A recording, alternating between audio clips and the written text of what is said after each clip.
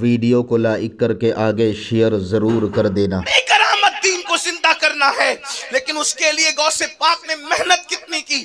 آپ نے قوم کو قرآن و سنت کی طرف بلایا، آپ نے اللہ کے بندوں کو اللہ کی طرف بلایا، آپ نے واز کے ذریعے سے جو محنت کی ہے، آپ کی واز و نصیحت کی کل مدت جو ہے 40 سال کم و بیش بتائی جاتی ہے، اور آپ اللہ اکبر شروع میں جب خطاب فرماتے تھے، بلکہ آپ تو پہلے خطاب ہی نہیں کرتے تھے، آپ نے طویل عرصہ گمنامی میں گزارا، آپ کو کوئی جانتا نہیں تھا۔ غوث پاک فرماتے ہیں نہ میں بغداد والوں کو جانتا تھا، نہ بغداد والے مجھے جانتے تھے، بلکہ میں جنگلوں میں اللہ کی عبادتیں کرتا، اور بھوک اور پیاس کی وجہ سے میں بے ہوش ہو کے زمین پہ گر پڑتا، تو جنگلی لوگ یا شکاری لوگ یا لکڑہارے مجھے اٹھا کر کے لے جاتے اور مردہ سمجھ کر کے مجھے تختے پہ لٹا دیتے، اور جب غسل دینے کے لیے مجھ پہ پانی ڈالتے تو میں آنکھ کھول کر کے کہتا کیا کر رہے ہو؟ تو لوگ کہتے تو مر چکا تھا اجنبی، میں مستانہ وار نعرہ لگا کے نکل پڑتا۔ سرکار غوث پاک فرماتے ہیں اللہ کی عبادت میں نے اتنی مشقتیں جھیلی، جو تکلیفیں میں نے اٹھائی ہے، اگر وہ پہاڑ پہ ڈال دی جائے تو پہاڑ ریزہ ریزہ ہو جائے۔ یہ مرتبے یوں نہیں ملتے۔ آج مردہ زندہ کرنے کا شوق سب کو ہے، آج پانی پر چلنے کا شوق سب کو ہے، لیکن آپ سے پوچھتا ہوں جس قوم کا حال یہ ہو کہ جمعہ کی 14 رکعتیں پڑھنا بھی جن پہ بھاری پڑتی ہو، ان کو یہ مرتبے کیسے ملیں گے؟ ان کو یہ مقام کیسے ملیں گے؟ ان کو یہ عظمتیں کیسے ملے گی؟ یاد رکھنا یہ مرتبے یوں ہی نہیں ملا کرتے، بڑی محنتیں ہوتی ہے۔ تو سرکار غوثیت مآب، میں جلدی اپنی بات کی طرف آ رہا ہوں، سرکار غوثیت مآب نے پہلے تو گمنامی میں زندگی گزاری۔ خود فرماتے ہیں ایک مرتبہ رسول اللہ اور مولائے کائنات کی مجھے زیارت ہوئی، فرماتے میں نے حضور کو دیکھا، مولا علی کو دیکھا، تو اللہ کے رسول نے فرمایا عبدالقادر میرے بیٹے تم خطاب کیوں نہیں کرتے، تم بیان کیوں نہیں کرتے؟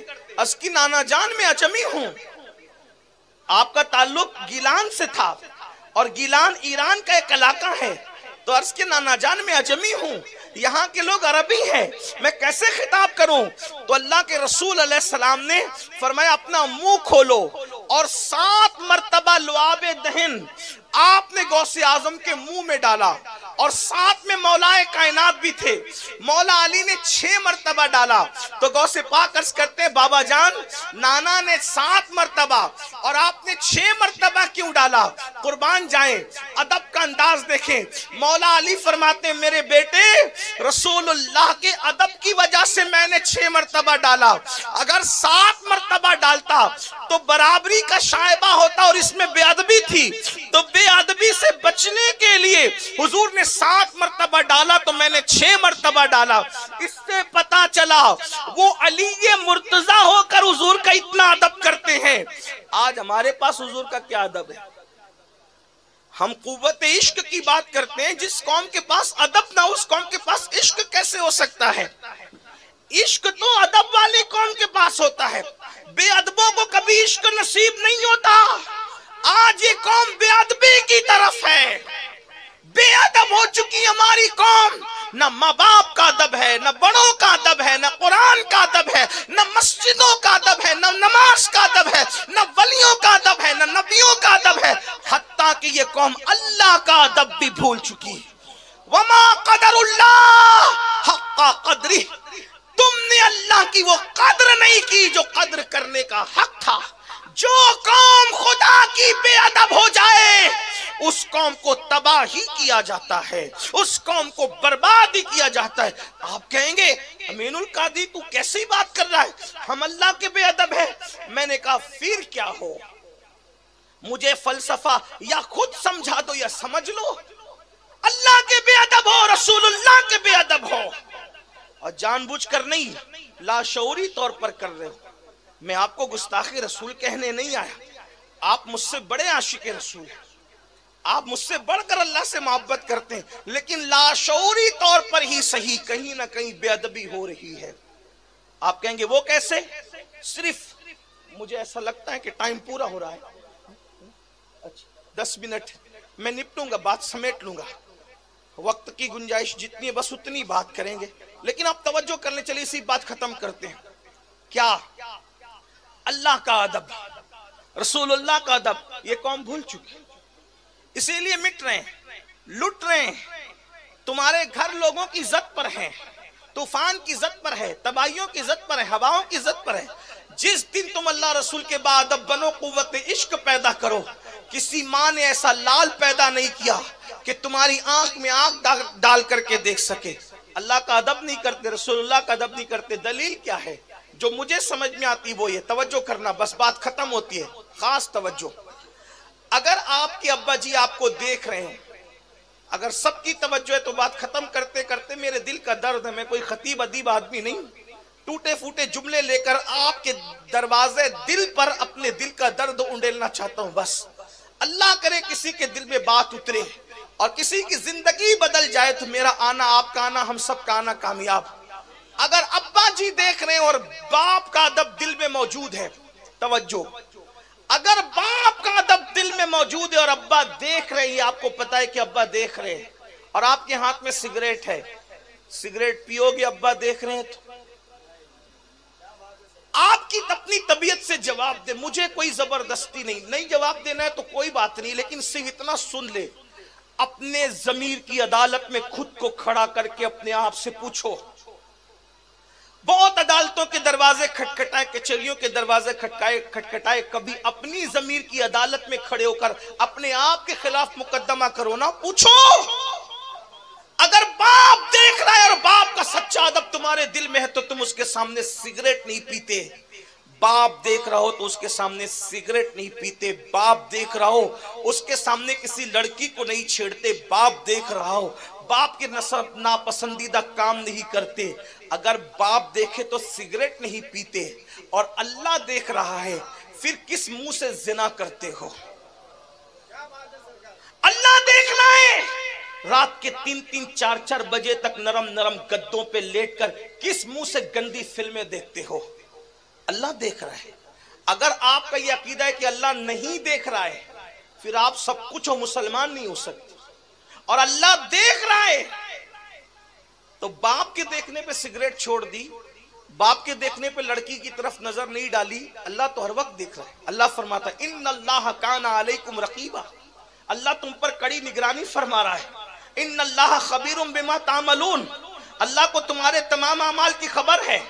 اللہ تمہارے ساتھ ساتھ ہے. ہوا معاکم اینما کنتم، تم جہاں کہیں ہو اللہ تمہارے ساتھ ہے. کمروں میں چھپے ہو تو بھی اللہ تمہارے ساتھ ہے، ہواؤں میں پرواز کر رہے تو بھی اللہ تمہارے ساتھ ہے، غاروں میں تو بھی اللہ تمہارے ساتھ ہے، زمین کی پستیوں میں تو بھی اللہ تمہارے ساتھ ہے. جب کوئی ساتھ نہیں ہوتا تو وہ ساتھ ہوتا ہے. جب تمہارے بدن پہ کپڑے بھی تمہارا ساتھ چھوڑ دیتے ہیں تو بھی وہ تمہارے ساتھ ہوتا ہے. تمہارا سایہ تمہارا ساتھ چھوڑ دیتا ہے تو بھی وہ تمہارے ساتھ ہوتا ہے. تمہارے افکار و نظریات تمہارا ساتھ چھوڑ دیتے ہیں پھر بھی وہ تمہارے ساتھ ہوتا ہے. کتنے ساتھ ہے؟ ہوا معاکم اینما کنتم، تم جہاں کہیں ہو تمہارے ساتھ ہے. کتنے ساتھ ہے؟ تو کہتا ہے نحن اقرب الیہ من حبل الورید، وہ تمہاری شہ رگ سے زیادہ قریب ہے. ساری قربتوں کی حد ختم ہوتی ہے، اس سے زیادہ وہ قریب ہے جو اتنے قریب سے تمہیں دیکھ رہا ہے. پھر شراب کے اڈے کیسے آباد کرتے ہو؟ زنا کے اڈے کیسے آباد کرتے ہو؟ سود کے دھندے کیسے کرتے ہو؟ عورتوں پہ پاپ کی نظر کیسے ڈالتے ہو؟ دوسرے مذہب کے لوگ عورتوں کو پاپ کی نظر سے دیکھیں ہمیں تعجب نہیں ہوتا، لیکن جس مذہب اسلام کی تعلیم یہ ہو، مذہب اسلام یہ کہتا ہے اگر عورتوں کے کپڑے سوکھ رہے ہوں، رسیوں پر دیواروں پر سوکھ رہے ہو، دوپٹے دوسرے کپڑے، ان کپڑوں کو بھی مت دیکھا کرو. یہ تقوی سے زیادہ قریب ہے، کیونکہ عورتوں کے سوکھتے ہوئے کپڑوں کو دیکھنے سے بھی دل میں گناہ کے جذبات پیدا ہوتے ہیں. سیدنا عیسیٰ علیہ السلام فرماتے ہیں ایک مقام پر عورت بیٹھ کر اٹھ گئی. عیسیٰ علیہ السلام کا قول امام ابن الجوزی نقل کرنے میں ساتھ ساتھ حوالے بھی پڑھ رہا ہوں تاکہ انٹرنیٹ کا دور ہے آپ جا کر چیک کر سکیں. حضرت عیسیٰ علیہ السلام فرماتے، ابن الجوزی لکھتے ہیں ایک عورت بیٹھ گئی، اس کے بیٹھنے سے وہ جگہ گرم ہو گئی. تو تقوی یہ ہے کہ جب تک وہ جگہ ٹھنڈی ہو کر کے اس کا اثر ختم نہ ہو جائے مرد وہاں نہ بیٹھا کرے. اگر اس کی گرم کی ہوئی جگہ پہ مرد بیٹھے گا تو اس کے دل میں پاپ جنم دے گا, اس کے دل کے اندر جرائم کے جذبات جنم لیں گے. جو مذہب عورت کی گرم کی ہوئی جگہ پر بیٹھنے سے بطور تقوی روک دیتا ہو, آج اگر اس مذہب کے ماننے والے زنا کی فلمیں دیکھ رہے ہیں, جس مذہب میں عورت کا پاپ کی نظر سے عورت کا چہرہ دیکھنے پہ, صرف پاپ کی نظر سے عورت کا چہرہ دیکھنے پہ, جس مذہب میں ایمان پر خاتمے کے, اللہ اکبر اللہ اللہ, ایمان پر خاتمے کے اسباب ختم ہو جاتے ہیں, بلکہ بزرگوں نے فرمایا جو عورتوں کو پاپ کی نظر سے دیکھے گا, ڈر ہے مرے گا تو کفر پر مرے گا, اس کا خاتمہ خراب ہوگا, اس کا ایمان پر خاتمہ نہیں ہوگا, چھن جائے گا مرتے وقت ایمان. جو عورتوں کا چہرہ پاپ کی نظر سے دیکھے مرتے وقت تو ان کی زبان پہ کلمہ نہیں آئے گا. جو زنا ہوتے ہوئے فلموں میں دیکھیں ان کا کیا ہوگا, آپ اندازہ فرمائیں. اور پھر یہ چیز عام ہو رہی ہے, نالیوں کے کنارے بیٹھ کر, گاڑیوں میں بیٹھ کر, رکشوں میں بیٹھ کر, ٹیکسیوں میں بیٹھ کر رات دن اس جرم میں مبتلا ہو. ہنسنے کی بات نہیں ہے, یہ دنیا دنیا امتحان کا ہے. قرآن کہتا ہے الذی خلق الموت والحیات لیبلوکم ایکم احسن عملا, ہم نے زندگی اور موت پیدا کر کے تمہارا امتحان لیا ہے کہ کون تھوڑی سی زندگی پا کر اچھا عمل کرتا ہے. یہاں ہمیشہ رہنے نہیں آئے. جوانی کے گھمنڈ میں خدا کو ناراض کرنے والوں, جوانی کے غرور میں اللہ کو غضب کو دعوت دینے والوں, کس کی جوانی رہی جو ہماری رہے گی, کس کی جوانی رہی جو ہماری رہے گی, طاقتیں کس کے پاس رہی جو ہمارے پاس رہے گی. ایک دن بڑھاپا ضرور آئے گا, ختم ہونے والی جوانی چلی جائے گی, نہ ختم ہونے والا بڑھاپا ضرور آ کر رہے گا. اللہ کے بندو, اللہ کا ادب جو قوم چھوڑ دے اس کی تباہی سے اس کو کون بچا سکتا ہے. سب کو تو چھوڑو, ماں باپ کا ادب بھی گیا, خدا کا ادب بھی گیا, رسول کا ادب بھی گیا. یاد رکھنا جس قوم کے پاس ادب نہیں اس قوم کے پاس عشق نہیں, جس قوم کے پاس عشق نہیں وہ قوم نہیں ہے بلکہ خاک اور راکھ کا ڈھیر ہے. اقبال کہتے ہیں بجھی عشق کی آگ اندھیر ہے, مسلمان نہیں راکھ کا ڈھیر ہے. راکھ کے ڈھیر سے بھی کبھی انقلاب آتا ہے, راکھ تو ادھر ادھر پھرتی رہتی ہے, ہواؤں کے دوش پر ذلیل اور رسوا ہوتی رہتی ہے.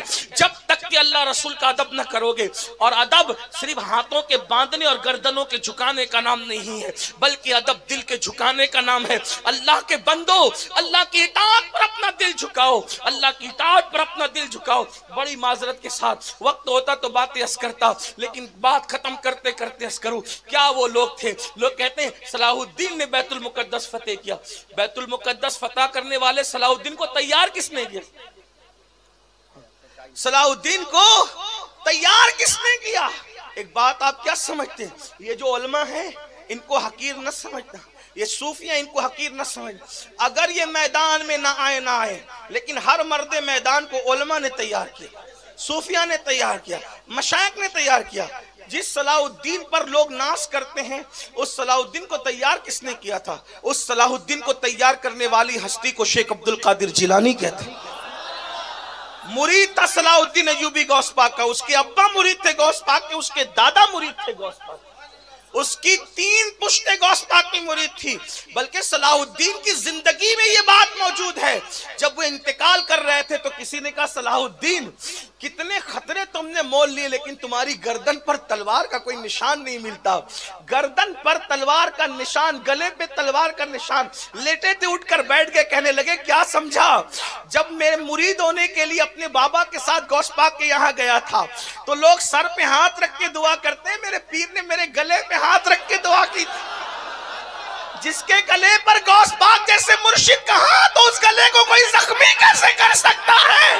نعرہ تکبیر, نعرہ رسالت, سرکار غوث اعظم سلطان صلاح الدین ایوبی. کیا دبے جس پہ حمایت کا او پنجہ تیرا, کیا دبے جس پہ حمایت کا او پنجہ تیرا, شیر کو خطرے میں لاتا نہیں کتا تیرا.